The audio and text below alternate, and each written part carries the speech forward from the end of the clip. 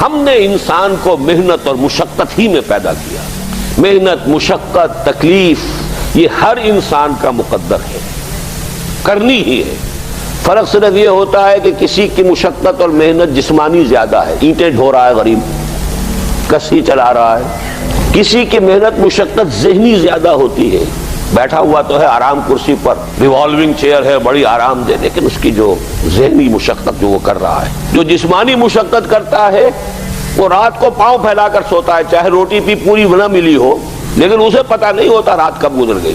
اور یہ دوسرے جو ہوتے ہیں انہیں رات کو بھی نیند نہیں آتی، مخملی گدیروں پر بھی نہیں آتی. انہیں ضرورت ہوتی ہے ہپنوٹکس کی بھی، سیڈیٹیوز کی بھی، ٹرینکولائزرز کی بھی، یہ ساری چیزیں وہاں چلتی ہیں، اس لیے کہ ان کی جو کوفت ہے وہ کسی اور قسم کی. لیکن بچا ہوا کوئی نہیں ہے. محنت، مشقت قرآن نے اتنی قسمیں کھا کر اللہ نے کہا ہے. ہم نے انسان کو، یہاں کسی انسان کی تخصیص نہیں ہے.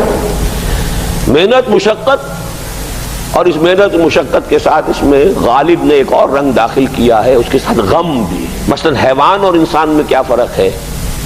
بیل ہے، کولو چلا رہا ہے، مشقت تو وہ بھی کر رہا ہے. بار برداری کا اونٹ ہے، بوجھ ڈھو رہا ہے ادھر سے ادھر تک، محنت تو وہ بھی کر رہا ہے. انسان محنت بھی کرتا ہے، مزید اس کو رنج اور غم جو سابقہ اس کو پیش آتا ہے. بیل کو پتہ بھی نہیں ہوگا میری کو اولاد بھی ہے، نسل بھی ہے، وہ کوئی بیمار ہے، کس حال میں ہے. گائے کو بھی اپنے بچے کی خبر ہوگی، وہ چھوٹا سا جب ہے دودھ پیتا ہے، اس کے بعد اسے کیا پتا وہ کہاں گیا کہاں نہیں ہے. انسان کو جو تکلیفیں جھیلنی پڑتی ہیں، پھر جو غم جھیلنے پڑتے، وہ حیوان کے لیے نہیں ہے، یہ انسان کے لیے. اسی لیے کہا غالب نے کہ قید حیات و بند غم اصل میں دونوں ایک ہیں. موت سے پہلے آدمی غم سے نجات پائے کیوں؟ تو یہ مشقت اور غم دونوں کو شامل کر لیجئے. انسان کا معاملہ حیوان سے بدتر ہے اس پہلو سے. کبھی کسی بیل کو، اونٹ کو وہ صدمہ نہیں ہوا ہوگا کہ بیٹا نے سینے تان کر کہا ابا جان آپ چھوڑیے، آپ کیا باتیں کرتے ہیں، آپ دقیانوسی باتیں کرتے ہیں، اب زمانے کا رنگ بدل گیا. وہ جو بوڑھے باپ کو جو اس وقت صدمہ پہنچتا ہے، یہی ہے وہ جس پر میں نے اپنی جوانی کھپائی ہے، جس میں میں نے اپنے آپ کو انویسٹ کیا ہے. آج یہ میرے سامنے کھڑا ہو کر کیا کہہ رہا ہے؟ اور یہ تو میں نے بڑی ہلکی مثال دی ہے.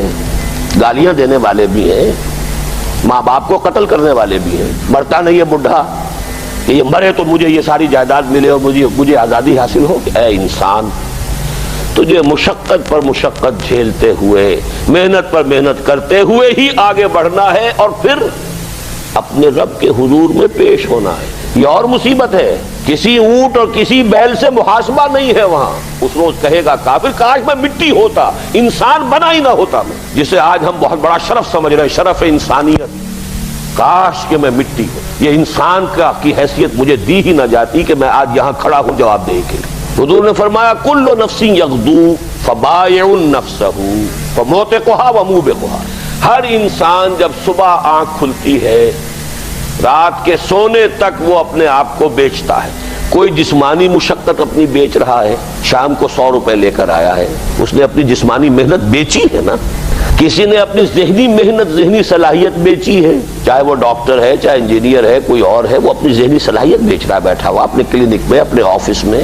بائع نفسہ، اپنے آپ کو بیچتا ہے. یہ بیچنا تو ہر ایک کا ہے، ہر شخص بیچ رہا ہے اپنے آپ کو. کوئی بدبخت وہ ہے جو یہ ساری مشقت جھیل کر بھی رات کو جہنم لے کر آیا ہے. کر مشقت بھی جھیلی اور لے کر بھی آیا آگ کے انگارے، اس لیے کہ حرام کاروبار کیا. کوئی وہ ہے جو اس مشقت کے بعد اپنے نفس کو جہنم کی آگ سے چھٹکارا دے کر آتا ہے. بیچا، جائز جگہ بیچا، جائز طریقے سے بیچا اس نے بھی، محنت اس نے بھی کی، مشقت اس نے بھی کی، لیکن اس نے اپنی مشقت کے نتیجے میں اپنے آپ کو برباد کر لیا. تو جب آزمائش میں کوئی پڑے گا تو پتا چلے گا نا کہ کھرا ہے یا کھوٹا ہے. آزمائش میں نہیں آیا، امتحان میں نہیں آیا، کوئی تکلیف آئی نہیں، تو وہ کھرے اور کھوٹے گڑبڑ رہیں گے، ملے جلے رہیں گے. دودھ کا دودھ اور پانی کا پانی جدا نہیں ہوگا. کیا لوگوں نے یہ سمجھا تھا کہ وہ چھوٹ جائیں گے صرف یہ کہنے پر کہ ہم ایمان لے آئے اور انہیں آزمایا نہ جائے گا؟ ہم نے تو آزمایا ہے ان سب کو جو ان سے پہلے آئے. تو یہ تو یوں سمجھیے کہ اس راستے کا ایک مستقل معاملہ ہے. جو آئے سوچ سمجھ کر آئے کہ یہ شہادت گاہ الفت میں قدم رکھنا ہے. لوگ آسان سمجھتے ہیں مسلمان ہونا. جس نے کہا آمنت باللہ، ہم نے آزما لیا. سچ مچ کا یہ ہم پر ایمان کا دعوے دار ہے یا جھوٹ موٹ کا دعویٰ کر رہا ہے؟ یہ سچ مچ کا عاشق ہے یا جھوٹ موٹ کا عاشق ہے؟